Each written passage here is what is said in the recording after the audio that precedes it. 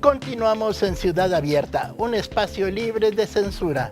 Es por esta razón que en unos momentos platicaremos con el antropólogo social Miguel Ángel Méndez, quien fue colaborador de Xochiquetzal, Mujeres en Lucha por su Dignidad. También colaboró como capacitador en Mujeres en Frecuencia. Él viene a platicarnos acerca de las personas mayores LGBTTI. Adelante, René, los escuchamos. Muchísimas gracias, doctor Volavsky, por la presentación. Pues ya vimos un poco del panorama general de qué es lo que sucede. Lo platicamos en un principio con Steffi, con el doctor, cómo es que desde el COPRED miramos la problemática de la discriminación a las personas mayores. Llegó Patti y nos contó un poco de las deudas internacionales, nacionales, locales y los retos que tienen el ser una persona mayor. Pero, ¿qué pasa cuando además, aquí le llamamos la discriminación multifactorial o discriminación múltiple, nos enfrentamos a ser una persona LGBT adulta mayor? Imagínense, la problemática se incrementa y hoy estamos de manteles largos porque está con nosotros Miguel. Miguel, muchas gracias. Hola, gracias por la invitación. Miguel, pues cuéntanos un poco, me gustaría antes de que empecemos con el tema LGBT, que sin duda es muy importante, tú como persona joven, como personas jóvenes que somos, ¿cuál crees que es el reto y la responsabilidad que tenemos como jóvenes para hablar de la adultez, de la vejez, de ser personas mayores? Bueno, sin duda es muy importante que tengamos presente que, como ustedes mencionaban, todos envejecemos y estamos constantemente en ese proceso de envejecimiento.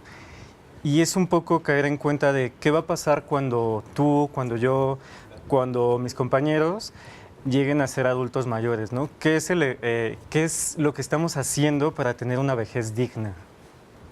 Yo creo que entonces, pues sí, es muy amplio el reto y además cruzado pues con los diferentes tipos de exclusión y de discriminación que viven las personas mayores todos los días, Miguel. Así es.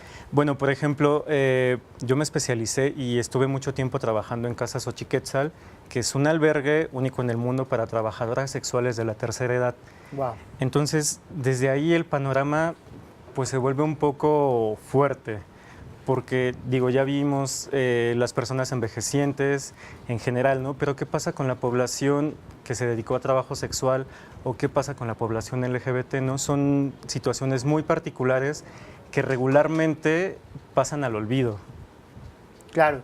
Y cuéntanos un poco cómo es que lo viviste. Primero, sin duda, ahora que lo colocas así, nosotros en el COPRED miramos sin duda el tema del género en múltiples dimensiones y una cosa es llegar a ser persona adulta mayor, una cosa es llegar a ser mujer adulta mayor, claro, que además las mujeres son más excluidas que los hombres de sus espacios familiares, ¿no? Y además si eres una mujer lesbiana, por ejemplo, sin duda debe ser más complicado, Miguel. Es mucho más complicado. Y, ¿sabes? Es aún más complicado hablar de personas adultas mayores transgénero. Ahí es todavía mucho más complicado, ¿no? De alguna manera, como gays o como lesbianas, tenemos un poco a nuestro favor, que es un poco de lo que me gustaría abordar, porque cuando envejecemos, algo que suele pasar es que hacemos la vuelta o lo que se llama volver al closet, ¿no? Nos podemos esconder, digo, cuando ya somos mayores, fácilmente podemos decir, ok, niego mi sexualidad o la vuelvo a esconder, pero no pasa igual con las mujeres trans, por ejemplo, ¿no? O con los hombres trans, que es mucho más complicado, que el abandono es mucho más evidente. ¿Qué pasa también con las mujeres lesbianas o con los hombres gays? Que no tenemos un círculo familiar de pronto tan fuerte. Sobre todo pensemos que los adultos mayores LGBT que hay ahora son de la generación de 1950, 1960, que han venido recorriendo todo este proceso histórico del movimiento y del reconocimiento LGBT en la Ciudad de México y en general en toda la República, ¿no? Claro, no es lo mismo haber sido gay en los 60 y vivir ahora la adultez que aquellos que nacieron en la época de los 90, en los 2000, se asumen gays, se asumen lesbianas y claro, que en 40, 50, 60 años van a ser personas mayores, pero con una realidad distinta. Sí, afortunadamente pues están abriendo estos espacios, ¿no? Pero esta población que ya es adulta mayor no es muy visible. Sufren de abandono, sufren de problemas en cuanto a la cuestión de salud, no tienen un buen acceso a los sistemas de salud o en el caso de que tengan parejas no se les ha reconocido completamente para tener, por ejemplo, seguro social, ¿no? O algo que tú también mencionabas, la cuestión laboral. Es muy complicado y sobre todo en adultos que tengan un trabajo digno. Y si a eso le sumas el que sean mujeres lesbianas u hombres gays, es más complicado. Y si son mujeres u hombres trans, es el doble de complicado. Sí, yo creo que lo que dices es muy importante. ¿Y cómo lo viven? Tú que estuviste allá dentro de una casa, cuéntanos un poco. A mí me parece desde súper interesante hasta aterrador el poder pensar en las historias de las familias que abandonan a mujeres, de las personas, mujeres lesbianas también, que además no solamente son personas mayores en un albergue, son mujeres, porque ser mujer es una condición de vulnerabilidad, porque son mujeres lesbianas muchas de ellas, ¿no? Y bueno, y además trabajadoras sexuales que por supuesto muy probablemente ellas se dedicaron en una situación al trabajo sexual porque no había oportunidades de empleo, porque fueron abandonadas. Generalmente la mayoría de las habitantes de Casa Xochiquetzal las obligaron a trabajar, las obligaron a estar en el comercio sexual. La mayoría, ya sea por sus parientes, por trata de personas, o los mismos esposos fueron los que las obligaron a dedicarse a trabajo sexual. Y ahora que llegan a tercera edad, pues generalmente el padrote las abandona. Entonces ellas se ven en una situación completa de vulnerabilidad. Y en este sentido, Casa Xochiquetzal llega a decir, bueno, y de hecho es un proyecto de las propias trabajadoras sexuales. Ellas dicen, nos hace falta un espacio de reconocimiento, nos hace falta un espacio donde nosotras podamos ser nosotras mismas y nos podamos empoderar, ¿no? Y ahí, pues vaya, se les da atención psicológica, jurídica, se les da 3 alimentos al día, se les dan talleres. Vaya, este problema de abandono que de pronto tuvieron al llegar a ser mayores, de alguna manera es compensado en Casa Xochiquetzal. Qué impresión.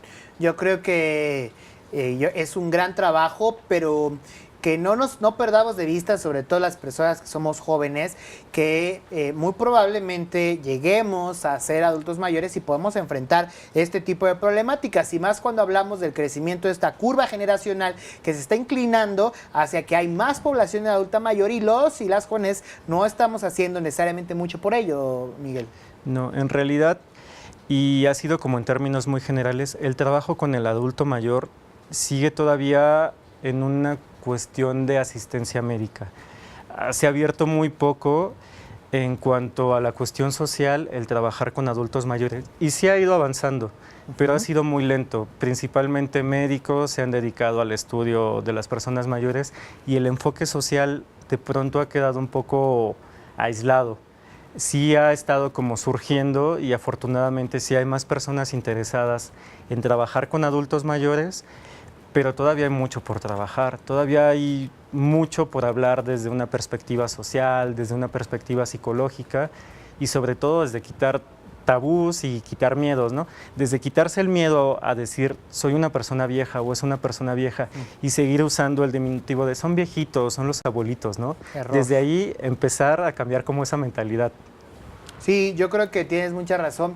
Oye, Miguel, ¿y hay limitantes? ¿Hay limitantes en este tipo de espacios? ¿Hay limitantes sociales?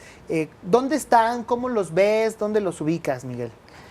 Pues mira, quizá uno de los principales limitantes en Casa Xochiquetzal ha sido la cuestión de mantener a flote el proyecto. Okay. Y, por ejemplo, hablando también del proyecto que Samantha Flores ya tiene en puerta, ¿Sí? va a ser lo mismo.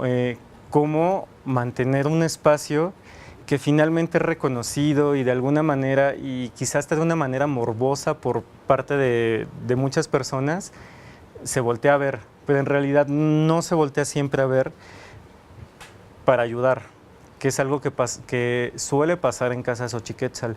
Van periodistas, van fotógrafos y dicen, vaya, yo los come quiero... el amarillismo. Sí, claro, y sobre todo los comen las ganas de hacerse famosos de un proyecto que no es de ellos, ¿no? Claro. Y dejan en el abandono completo a esos proyectos, que finalmente es el punto focal.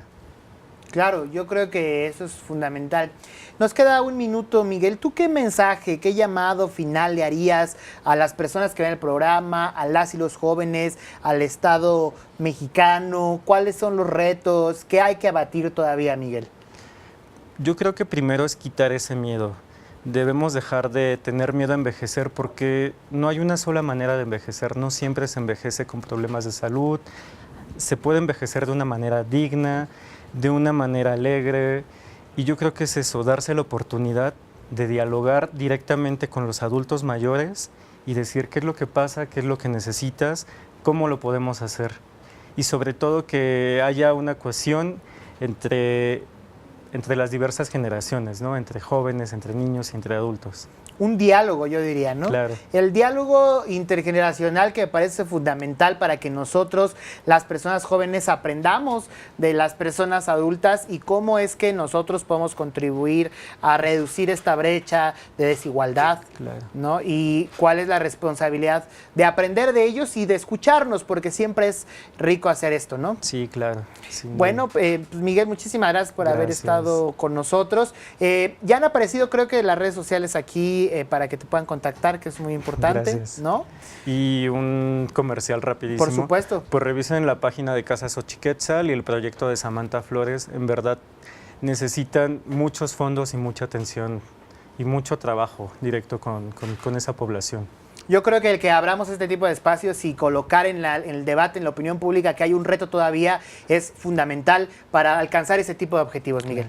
Pues muchas gracias. Gracias. Pues ahí lo tienen, síganos llamando, síganos escribiendo. Voy a leer, regresando de la pausa comercial, los mensajes que ustedes nos han hecho llegar. Vamos a una pausa, no se vayan, esto es Ciudad Abierta, regresamos.